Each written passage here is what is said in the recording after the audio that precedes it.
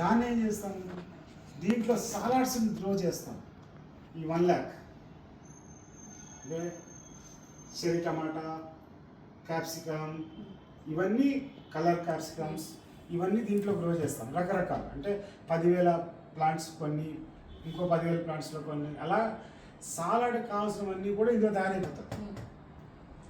దాన్ని మనం సిటీలో మార్కెట్ చేస్తాం. అది ఎలా మార్కెట్ అవుతుంది?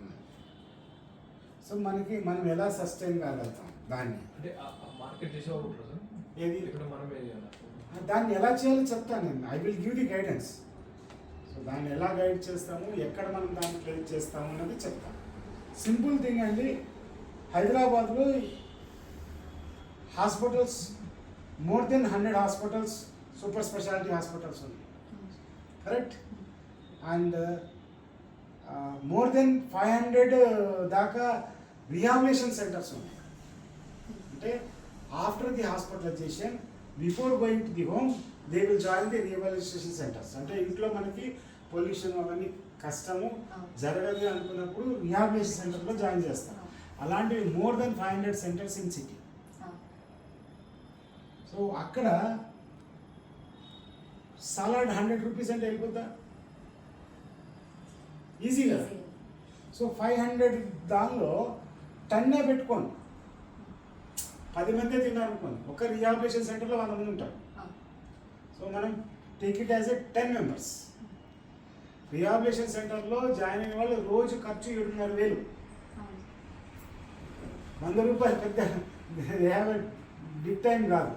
అలానే nutritions in Hyderabad more than 10,000 nutritions in Hyderabad. మనం చేసేదాన్ని బట్టి ఉంటుందమ్మా, మనం పెట్టుకుని స్టాఫ్ని పెట్టుకుని చేసేదాన్ని బట్టి ఉంటుంది. సో బిజినెస్ గ్రాబింగ్ అయితే ఉంది. 10,000 న్యూట్రిషన్స్ ఉన్నారంటే 10,000 పేషెంట్స్ ఉన్నట్టే కదా. 10,000 న్యూట్రిషన్స్ ఇవాళ మీరు లైవ్లో ఉన్నారు అంటే 10,000 పేషెంట్స్ ఉన్నట్టేనా లేదా? ఉన్నారు. సో 100 రూపీస్ అప్పుడు తీసుకున్నా కూడా ఎంత అయింది మనకి?